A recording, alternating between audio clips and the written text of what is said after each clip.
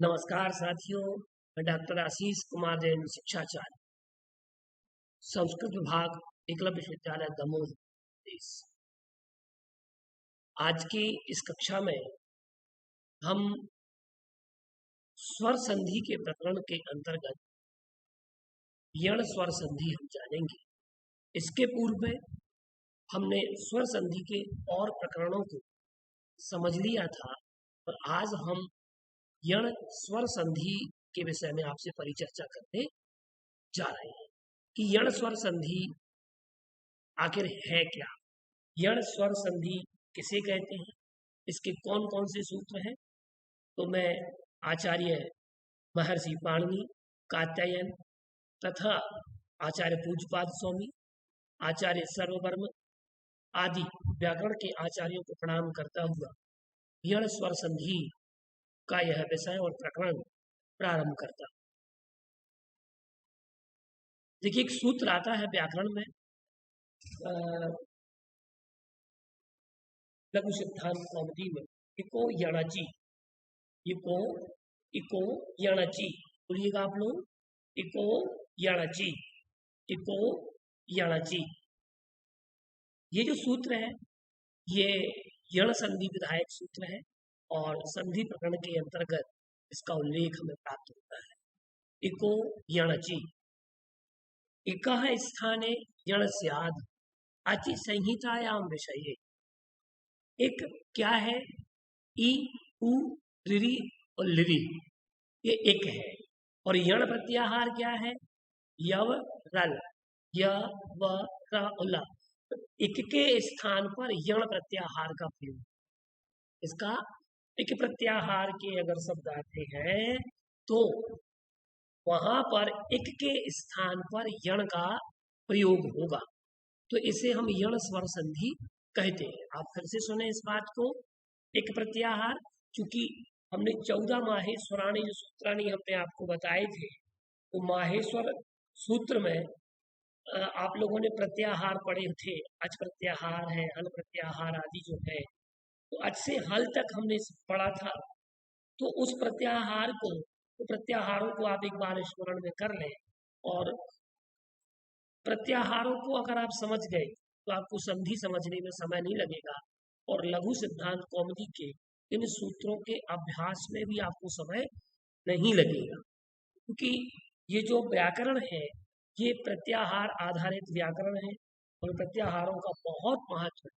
अगर आप उन सूत्रों को याद कर लेते हैं बहुत उत्तम है। चलिए, इको यणचि, क्या सूत्र है, इको यणचि। तो एक स्थाने यण स्याद् अचि संहितायाम विषये एक।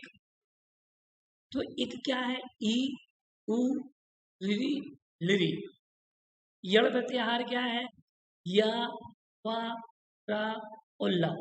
इनके प्रयोगों को हमें जानना है और समझना है। आइए हम आगे बढ़ते हैं सूत्र में। अब इको यणचि को और विशेष रूप से हम समझ लें। इकः स्थाने यण स्याद् अचि संज्ञा, अचि संहिता के विषय में अच परे होने पर पूर्ववर्ती एक के स्थान पर यण प्रत्यय हो जाता है, यण प्रत्याहार का होता है। एक मैंने आपको पहले बताया, एक प्रत्याहार क्या है, ई उ ऋ और लिर। तो इनके स्थान पर यण का प्रयोग होगा, और वो भी कैसा, अच परे होने पर।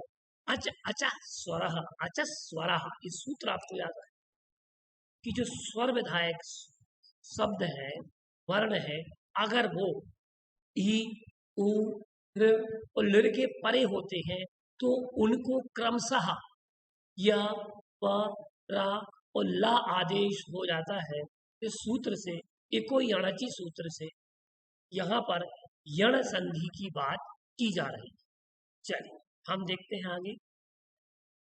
यण संधि के सूत्र, एक जैन आचार्य, एक आचार्य हुए हैं सर्ववर्म, कुमार व्याकरण, कौमार व्याकरण लिखने वाले आचार्य सर्ववर्म, जिन्हें कातंत्र व्याकरण, जिसे कातंत्र व्याकरण भी कहा जाता है, कुछ लोग इसे बौद्ध व्याकरण मानते हैं, जैन लोग इसे जैन व्याकरण मानते हैं।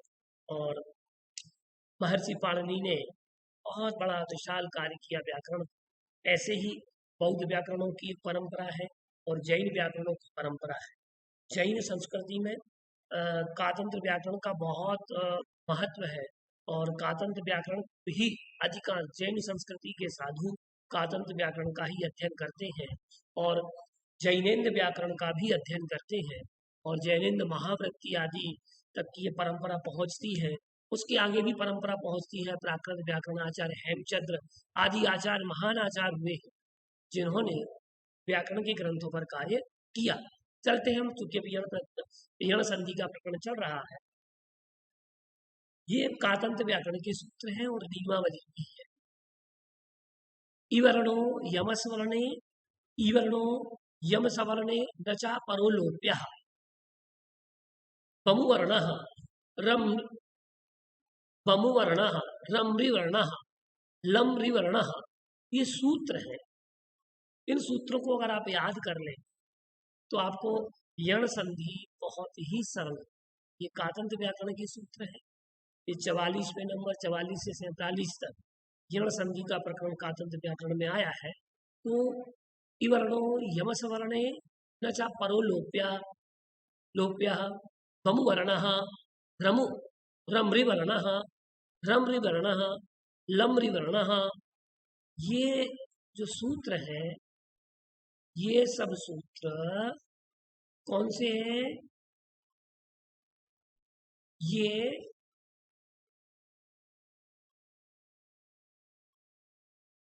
देखिए, ठीक है, अब आपको दिखाई दे रहे होंगे स्पष्ट। देखिए, इवर्णो यमस्वर्णेन च परोलोप्यः बमुवर्णाः रमृवर्णाः लमृवर्णाः वर्णः। तो यहाँ पर ई या ई ह्रस्व ई और ई का आ हो या हो जाता है। क्या हो जाता है? या। बहुवर्ण ऊ और ऊ का वा हो जाता है। रमृवर्ण ऋकार, री का रा आदेश हो जाता है। लम्बिवर्ण लृकार का लकार आदेश हो जाता है। तो यही यण संधि है। कौन सी संधि है? यण संधि। तो यण संधि में ये जो बात कही गई है, तो यहाँ आपको ये याद रखना है, इवर्णो यमसवर्णे च परोलोप्यः बमुवर्णः रमृवर्णः लम्बिवर्णः। तो ये सूत्र आप याद कर लें, यही ट्रिक है। बहुत सारे वीडियो बना करके डालते हैं लेकिन मूलभूत सूत्रों की बात बहुत कम करते हैं। तो इन्हीं सूत्रों को अपनी ट्रिक के रूप में प्रयोग करके आपको बताते हैं। मैं कहूँगा आप लोगों से कि जो बहुत जल्दी व्याकरण में निष्णात होना चाहे वो 14 माहेश्वराणी सूत्राणी याद करें, और सरल तरीके से सीखना चाहते तो आप लोग कातंत्र व्याकरण के संधि प्रकरण को पढ़ें, समास प्रकरण को पढ़ें। बहुत ही जल्दी आप पर संधि प्रकरण आपको आ जाएगा। और चाहे वह प्राथमिक शिक्षक हो, माध्यमिक शिक्षक हो या उच्च माध्यमिक शिक्षक हो अथवा प्राध्यापक हो, संस्कृत विषय के अथवा हिंदी विषय के या व्याकरण के, वो लोग वो सभी एक बार लघु सिद्धांत के साथ साथ कातंत्र व्याकरण का भी अध्ययन अवश्य करें। चलिए अब चलते हैं आगे अगली क्रम। अब हम क्रम से एक एक सूत्र को समझेंगे। जो मैंने पहला सूत्र आपको 44वें नंबर का सूत्र बताया, अब इसको हम समझें। कैसे समझें? देखिए, आपको स्क्रीन पे दिखाई दे रहा है। बहुत बढ़िया। आप लोग कमेंट्स बॉक्स में जरूर कमेंट्स करते जाएं। अगर कोई चीज़ समझ में ना आए तो आप लोग अवश्य कमेंट्स करें और मैं कोशिश करूंगा आप लोगों को आपके जिज्ञासाओं का समाधान करने की, कि मैं जिज्ञासा का समाधान, आपका व्याकरण से संबंधित जिज्ञासाओं का समाधान कर सकूं। इवर्णो यमस्वर्णे या यम सवर्णे नाचा परोलोप्यः, असवर्ण परे होने पर ई वर्ण के स्थान पर यकार आदेश होता है परंतु पर का लोप नहीं होता। असवर्ण परे होने पर ई वर्ण के स्थान पर यकार आदेश होता है परंतु पर का लोप नहीं होता है।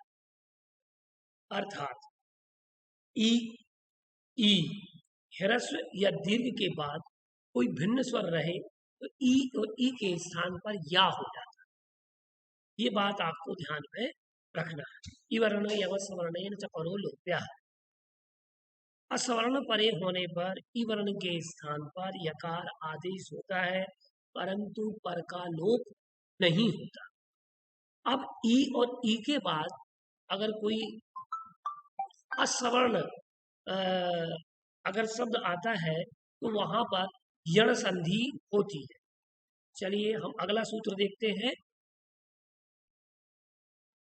अगले सूत्र में हम देखें, इनके हम एक प्रयोगों को समझेंगे क्योंकि इनके जो प्रयोग हैं, अभी मैंने आपको बताया था ये सूत्र, उस सूत्र के अनुसार हम इसके प्रयोग को समझते हैं। ठीक है, देखिए यहाँ ई के बाद आ सवर्ण नहीं है, ई के बाद ई आता तो सवर्ण हो जाता। ठीक है, आ के बाद आ आए तो सवर्ण। यहाँ हम इको याणाची सूत्र को ही तोड़ करके पढ़ते हैं। ई के बाद अ और प्लस अच, ठीक है, तो उसको या आदेश होगा।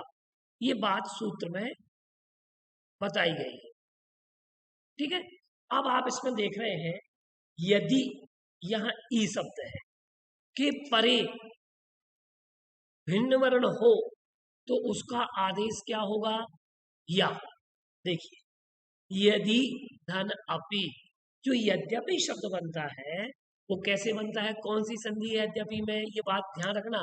यद्यपि, तद्यपि, तो यद्यपि, तद्यपि, मद्यपि, सद्यपि, ये जो शब्द बन रहे हैं, इन शब्दों का निर्माण कौन सी संधि से होगा, यदि धन अपि।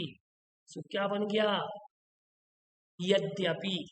यहां या आदेश हो गया, आ के स्थान पर क्या लग गया, या। तो यदता दा और फिर दा में या, यद्यपि।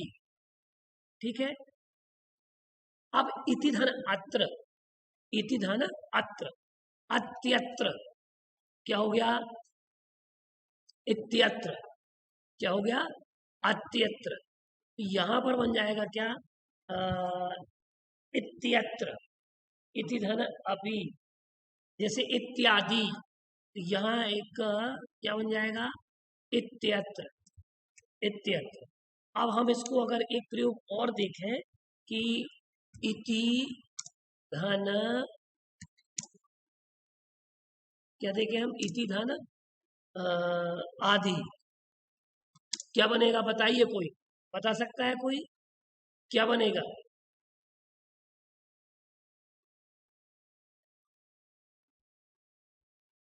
क्या बनेगा, कोई बताएगा, बताइए।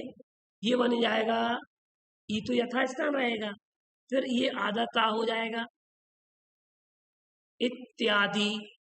बहुत बढ़िया, इसने उत्तर दिया, बहुत बढ़िया। यहां बन जाएगा क्या, इत्यादि। तो यहां पर जो बन रहा है शब्द,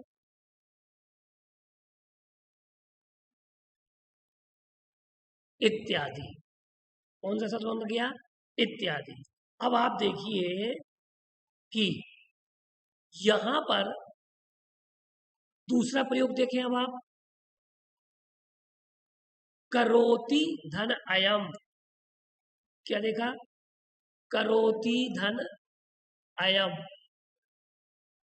तो क्या बन जाएगा, करोत्यम, करोत्यम। ये यण संधि हो रही है, यहां पर कौन सी संधि हो रही है, ये यण संधि। कौन सी संधि है, यण संधि।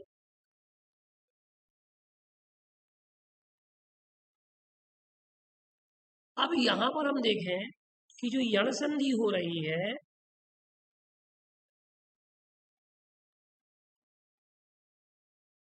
ये यण संधि का प्रयोग है। समझ में आ रहा आप लोगों को? हाँ,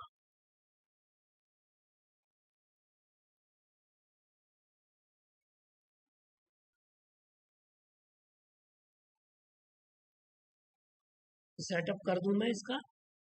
हाँ जी, चलिए। अब यहाँ पर आप देख रहे हैं प्रतिधन एकम, प्रत्येकम, इति धन अलम, इत्यलम, इति धन अलम, इत्यलम। तो या जहां पर जुड़ रहा है यद्यपि, तद्यपि, इत्यादि, करोत्यम, प्रत्येकम, इत्यलम, आप उसी से समझ जाइएगा। अगर या का प्रयोग यहाँ पर हो रहा है और अच पढ़ रहा है तो ये समझ लीजिए यहाँ यण संधि।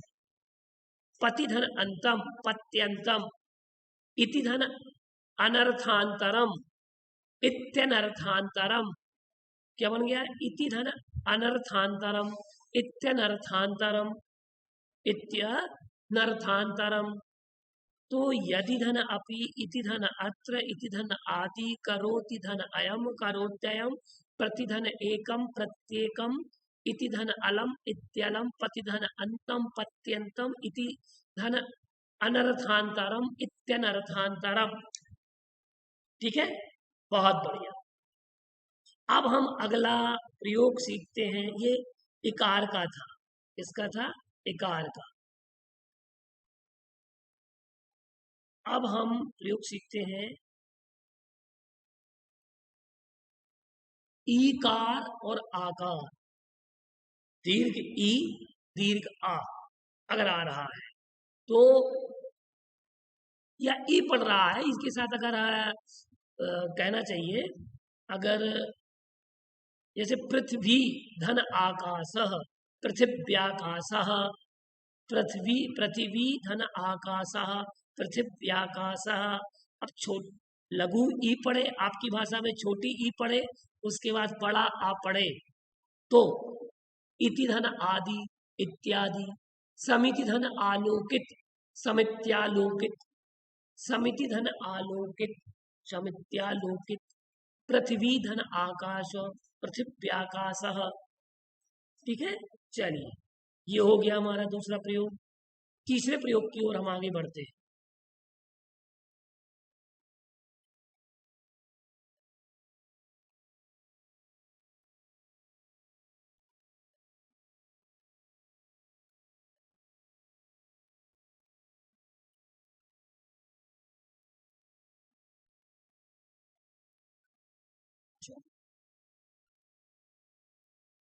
अब आप देखिएगा कि यहां पर हम जो देख रहे हैं, ठीक, अगला प्रयोग ये आ के साथ हो गया। फिर उ के साथ हम प्रयोग समझते हैं। ठीक है, ई के बाद उ आए और अच पड़े तो या होता है, इको याणची। अब देखिए ई, नदी धन उदकम। अब यहाँ लघु मतलब ह्रस्व ई पड़े या दीर्घ ई पड़े तो नदी धन उदकम, नद्युत्कम, नद्युत्कम। यहाँ या होगा आधा दा और या, नद्युत्कम। सुधी धन उत्सवाह, शुद्ध्युत्सवाह, शुद्ध्युत्सवाह, बोलिएगा शुद्ध्युत्सवाह। लब्धि धन उपयोगौ, लब्धि धन उपयोगौ, लब्धुपयोगौ, लब्धुपयोगौ भावेन्द्रियम, निवृत्त्युपकरणे द्रव्येन्द्रियम। ऐसा सूत्र पढ़ते हैं आप लोग कहीं? तत्वार सूत्र में आता है इंद्रियों के प्रकरण में, लब्धुपयोगो भावेन्द्रियम, निवृत्त्युपकरणे द्रव्येन्द्रियम। तो यहाँ पर नदी धन उदकम, नद्युत्कम, क्या बना? नदी धन उदकम, नद्युत्कम। सुधि धन उत्सवः, शुद्ध्युत्सवः। लब्धि धन उपयोगौ, लब्धुपयोगौ। निवृत्ति धन उपकरणे, निवृत्ति धन उपकरणे, निर्वृत्त्युपकरणे। क्या हो जाएगा? निर्वृत्त्युपकरणे, निर्वृत्त्युपकरणे। उपरी, उपरी एक सूत्र भी आता है वहां, उपरी उपरी। अब ये उपरी उपरी कैसे बना, उपरी उपरी, तो उपरी धन उपरी। अब यहाँ पर ई के बाद उ आ रहा है, उसको क्या बनेगा उसका, या। हाँ, कमेंट्स बॉक्स में बताएं आप लोग क्या बनेगा, या। उपरी उपरी, उपरी उपरी क्या हुआ है, उपरी उपरी, ऊपर ऊपर, ये बन जाएगा। ये इसमें ऊपरी ऊपरी में कौन सी संधि है, यण संधि। थोड़े से आपको सूत्र भी याद करना पड़ेंगे और थोड़ा अपना कॉमन सेंस, सामान्य ज्ञान, सामान्य बुद्धि आपको लगाना पड़ेगी कि अगर ये शब्द आ रहा है तो इसमें कौन सी संधि है, ये आपको क्लिक करना पड़ेगा। कभी सीधे क्रम से याद करो, कभी उल्टे क्रम से याद करो, तो क्या होगा, आपको गिनती याद हो जाए। जैसे कि आप लोग किसी मंत्र का आराधन करते हैं तो कभी सीधे मंत्र का आराधन करके देखो, कभी उल्टे मंत्र का, उल्टे क्रम से आराधन करके देखो।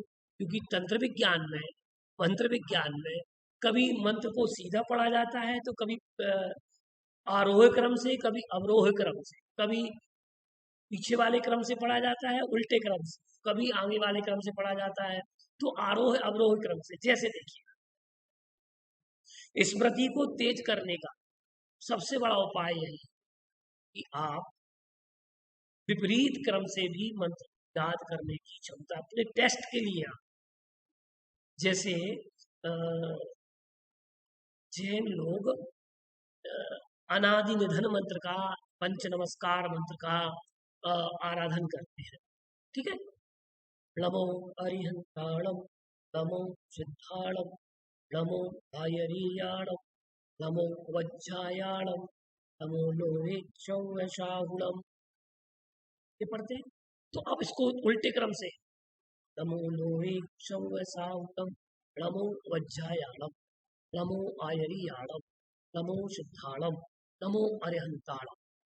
तो ये आपको याद करने की दृष्टि से आप बुद्धि लगाएं कि आप ऊपरी ऊपरी शब्द यण संधि। अब हम से याद करें सूत्र, एको यणची, एको यणची से हम सूत्र बनाए तो अगर ई के बाद उ आ रहा है और अच है परे होने पर, उस उ को, उस ई का क्या बन जाएगा, या।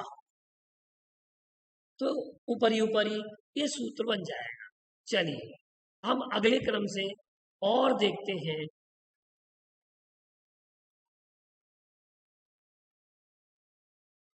अब ए का प्रयोग देखते हैं, ठीक है, दिखाई दे रहा है स्क्रीन पर। हाँ, ए, ई धन ए धन अच बराबर या, इसको भी या होगा, ई धन ए धन अच बराबर या। तो प्रतिधन एकम, देखो इकार है, प्रति धन एकम, कभी भी किसी भी संधि को, सूत्र को आप जितने आराम से पढ़ेंगे तो आपको उसी सूत्र में उसका अर्थ निहित मिलेगा। हम क्या करते हैं, हम बहुत जल्दी में होते हैं और हमें बहुत जल्दी उत्तर की अपेक्षा होती है, इस कारण से हमारे उत्तर गलत होते हैं। तो मेरा आप लोगों से निवेदन है कि आप लोग क्या करें, सूत्र को बड़े अच्छे से पढ़ें, या संधि कर रहे हैं तो उस समय आप उनके उच्चारण को देखें।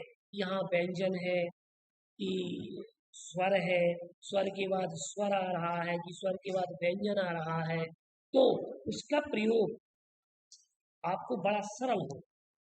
देखिए, प्रति धन एकम, प्रति धन एकम, प्रति धन एकम, ये जो है ये आपको बड़ा ही सरल पड़ेगा। प्रति धन एकम, अब देखो प्रति ई, ई का क्या हो जाएगा, ए तो है ही, तो यहाँ पर ए हो जाएगा, क्या हो जाएगा, या।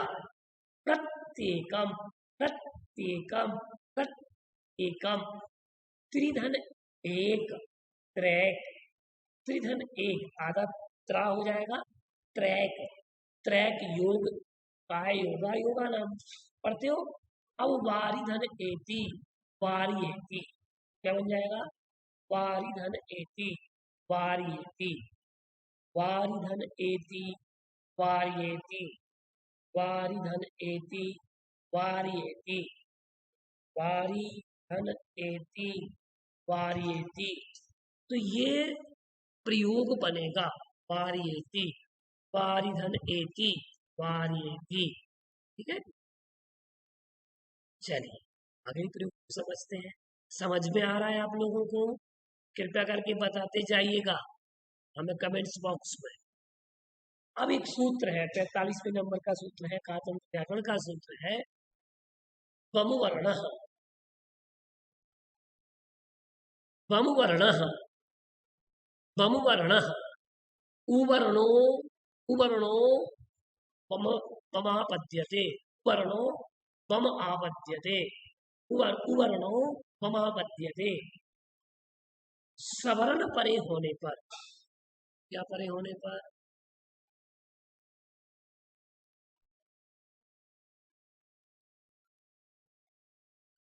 हाँ, अब आपको दिख रहा होगा, कुछ कम दिख रहा था उस समय।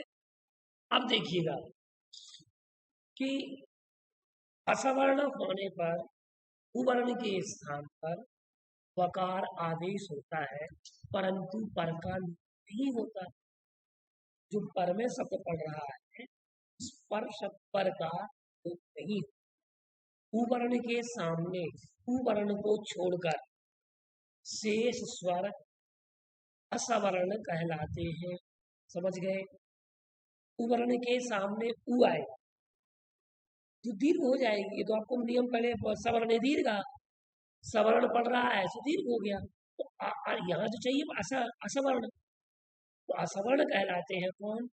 जो एक ही शब्द पढ़ रहा है, एक ही शब्द के बाद वही शब्द अगर बार बार आए तो वहाँ दीर्घ हो जाएगी, सवर्ण दीर्घ, सवर्ण दीर्घ सूत्र से।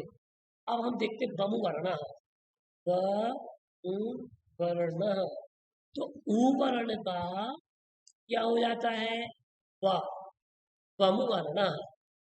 ठीक है, उवर्णो ममपाद्यते, ममापाद्यते, ममापद्यते। अब यहाँ आप देखिएगा सूत्र है, अब इनके प्रयोगों को समझे क्रमशः। चलिए देखिए, उ के बाद सवर्ण शब्द तो नहीं है, आ अज, तो वा आदेश। अब देखिए यहाँ हमने अनु शब्द लिया, इसमें उ है, फिर अयः, अनु अयः। तो यहाँ पर जो परवर्ण पढ़ रहा है, परिवर्ण पढ़ रहा है, उसको क्या आदेश हो गया? वा। तो अन्वयः क्या बन गया? अन्वयः, अन्वयः। मधुधन अरि, मध्वरी, आधा धा हो गया, और आका वहां पर क्या आदेश हो गया? वह बदल गया किसमें? वा में, मधु। तो उ के स्थान पर वा आदेश हो गया, तो उ था। अब वृक्षेषु अभिलाषः, वृक्षेषु अभिलाषः, वृक्षेषु था उ, तेषु वेग, तेषु वेग। तो वृक्षेषु अभिलाषः, वृक्षेषु अभिलाषः, वृक्षेषु अभिलाषः। मनुधन अयः, मनवयः, अन्वयः, तन्वयः, तन्वयः, तन्वयः। यहाँ अगर हम इसको बनाए तन्वयः, तो तनु वयः, तन्वयः, मनुवयः, मनवयः। तो ये इस प्रकार से यहाँ पर वा आदेश होगा। चलिए अगले सूत्र को देखें, हम अगले प्रयोग को समझें। समझ में आ रहा है ना आप लोगों? मेरे को बताते जाइएगा आप लोग कमेंट्स बॉक्स में, ठीक है ना, जिससे मैं समझूं कि आप लोगों को समझ में आ रहा है। अब उ के बाद दीर्घ आ आए तो वहां भी आ व आदेश हो जाएगा। अनुआगच्छति, अनुवागच्छति, अनुधन आगच्छति, अन्वागच्छति, अनुधन आगच्छति, क्या बनेगा? बनेगा अन्वाग, अन्वागच्छति, गुरु धन आज्ञा। ये शब्द आपने बार बार सुना, गुरुवाज्ञा, गुरु धन आज्ञा, गुरुवाज्ञा। तो यहाँ पर वह आदेश हो गया, धातु धन आदेश, धात्वादेश, धातु धन आदेश, धात्वादेश, अनुधन आदेश, अन्वादेश, मनुधन आदि, मनवादी, मनवादिचारण रिद्धि धारक, ऐसा पढ़ते हैं ना, मनवादी, मनवादी, मनुधन आदि, मनवादी, ये प्रयोग बनेगा। चलिए अब हम अगले प्रयोग को समझें। मुझे विश्वास है आप लोगों को समझ में आ रहा होगा, कई लोगों के कमेंट्स भी हमारे पास में आ रहे हैं। हाँ चलिए, अनुधन आगच्छति, अन्वागच्छति, गुरुधन आज्ञा, गुरुवाज्ञा, धातुधन आदेश, धात्वादेश, अनुधन आदेश, अनुवादेश, मनुधन आदि, मनवादी। चलिए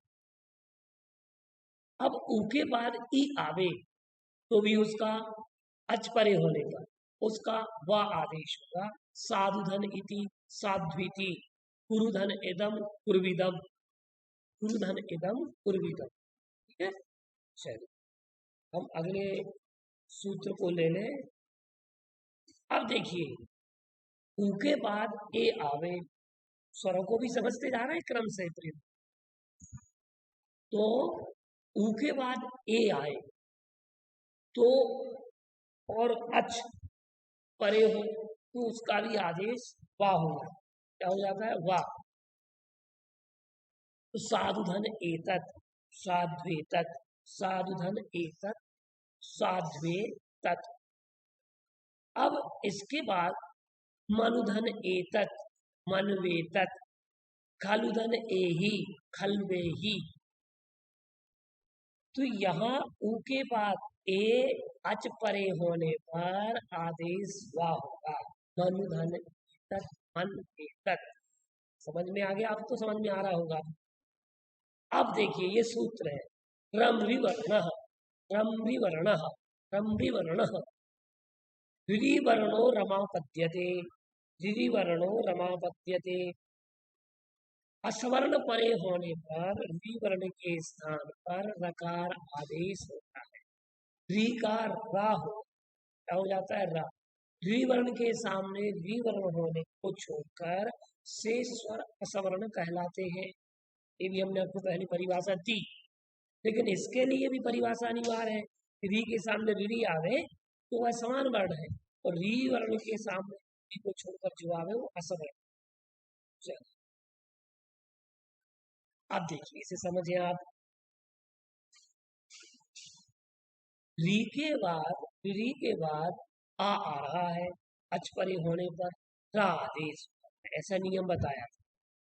तो भ्रातृधन अंशः, भ्रातृधन अंशः, भ्रातृअंशः, भ्रातृंशः, भ्रातृधन अंशः, भ्रातृंशः, मातृधन अंशः, मातृधन अंशः, मातृंशः। ये आपका प्रयोग बनेगा। ठीक है, अब मातृधन अनुमति,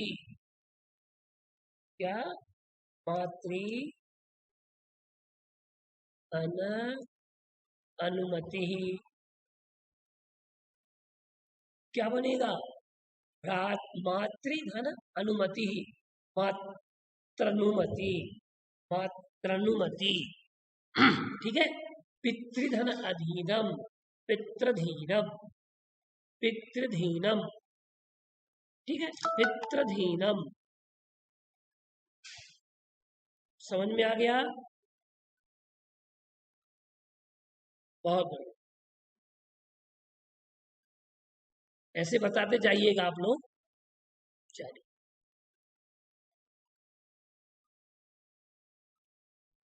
चलिए अब हम देखते हैं री के बाद अगर आ आवे तो क्या प्रयोग बनेंगे। भ्रातृधन आदेश, भ्रात्रादेश, मातृधन आदेश, मात्रादेश, मातृधन आज्ञा। यहाँ दीर्घ आ रहा है तो वहां पर भी अच परे होने पर रा आदेश होगा। मातृधन आज्ञा, मात्राज्ञा। पितृधन आकृति, पित्राकृति। भर्तृधन आदेश, भर्त्रादेश। मातृधन आनंद, मात्रानंद। तो ऐसे और कई प्रयोग आप बना सकते हैं और यण संधि के प्रयोग आप कर सकते हैं। चलिए अगले की ओर बढ़ते हैं। री के बाद अगर उ आवे अच परे होने पर तो धातृधन उपदेशा। तो यहाँ रकार, ऋकार का रकार हो जाएगा धातृपदेश, धातृपदेश, धातृपदेश। भ्रातृधन उपदेश, भ्रातृपदेश, भ्रातृपदेश। मातृधन उपदेश, मातृपदेश। पितृधन उपदेश, पितृदेश, पितृपदेश। सवित्रीधन उदय, सवित्रदय, सवित्रदय। तो ये जो आप देख रहे हैं यहाँ पर कि अगर ऋकार के बाद उ आता है तो उसको आदेश क्या होता है, रा आदेश।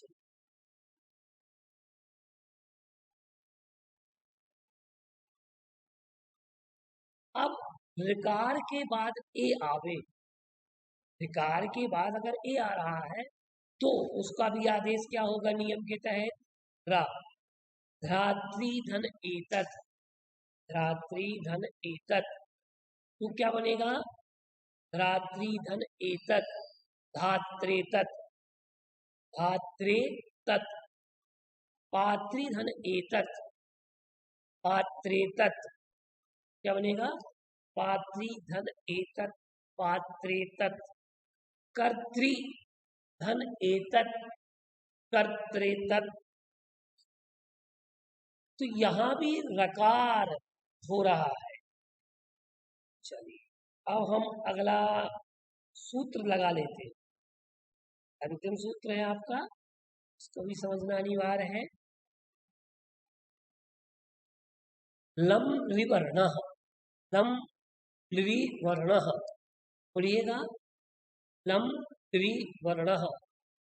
तो लिवर्णो लमापद्यते, लम आपद्यते, लिवर्णो लम आपद्यते।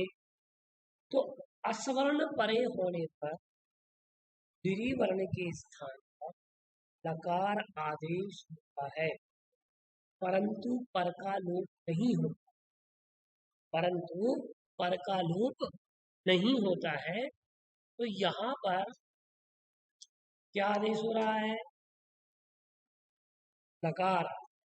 बहुत लरी वर्ण के सामने लरी वर्ण को छोड़कर शेष स्वर असवर्ण कहना। इसके प्रयोग को हमें समझना। देखिए,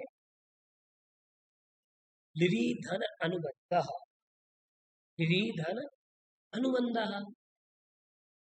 तो लनुबंध क्या बन जाएगा, यह ला आदेश हो जाएगा। तो यह ली के बाद आ पड़ रहा है तो आ के स्थान पर ला का प्रयोग।